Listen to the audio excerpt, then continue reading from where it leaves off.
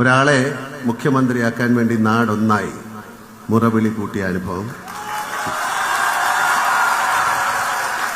കേരള ചരിത്രത്തിൽ തന്നെ വിരളമായിരിക്കും. ഇരട്ടി മധുരമുള്ള ഒരു ആഘോഷ നിമിഷത്തിലാണ് നമ്മളെല്ലാവരും. ഒരു ദേശത്തിൻ്റെ പ്രിയപ്പെട്ട പുത്രൻ ഒരു നാടിൻ്റെ തന്നെ മുഖ്യനായി മാറിയ അനർഘ നിമിഷം. ഈ നിമിഷത്തെ അഭിസംബോധന ചെയ്ത് എന്ത് പറയണം എന്ന് എനിക്കൊരു കൃത്യമായ ഒരു രൂപമില്ല. എന്നാലും ഞാൻ എഴുതി വെച്ച കുറച്ച് കാര്യങ്ങൾ പറയാം.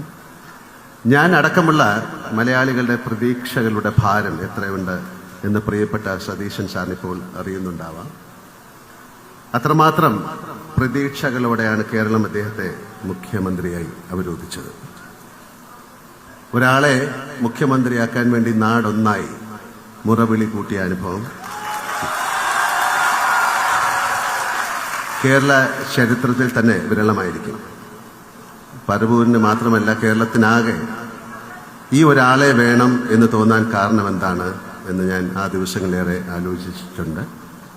സത്യസന്ധത, സുതാര്യത. ബഹുമാനപ്പെട്ട സതീശൻ സാറിന് ഇവ രണ്ടും പ്രകടമാണ്.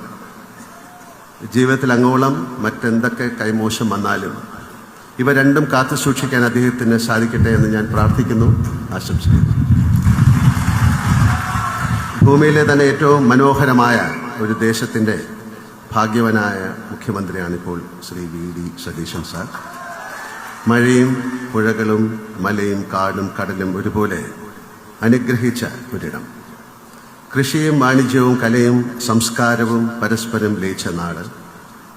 തൊഴിലിൻ്റെ ഭാഗമായി കേരളത്തിൽ അങ്ങോളം ഇങ്ങോളം യാത്ര ചെയ്യുന്ന ഒരാളാണ് ഞാൻ.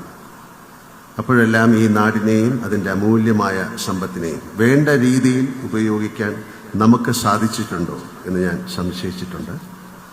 അതിൻ്റെ സാധ്യതകളെ ഫലപ്രദമായ വിധത്തിൽ വിനിയോഗിക്കാൻ നമുക്ക് സാധിച്ചിട്ടില്ല എന്നാണ് എൻ്റെ അഭിപ്രായം. നമ്മുടെ ചരിത്രം, സംസ്കാരം, കല, പ്രാദേശിക ഭംഗികൾ, കാലാവസ്ഥ, വാണിജ്യ വിഭവങ്ങൾ തുടങ്ങി ലോകത്തിന് പ്രിയപ്പെട്ട എത്ര കാര്യങ്ങൾ. കുരുമുളക് കൊണ്ടുപോയ വൈദേശിക ശക്തികളോട് ഞങ്ങളുടെ തിരുവാതിര ഞാറ്റുവേല നിങ്ങൾക്ക് കൊണ്ടുപോകാൻ സാധിക്കില്ലല്ലോ എന്ന് പറഞ്ഞ് രാജാവിനെ ഓർമ്മ വയ്ക്കുന്നു. അത്രമേൽ അനുഗ്രഹീതരാണ് നമ്മൾ. കാഴ്ചപ്പാടുള്ള ഒരു ഭരണാധികാരിക്ക് മുന്നിൽ ഒരേ സമയം വെല്ലുവിളിയും സാധ്യതകളുമാണ് ഇവ.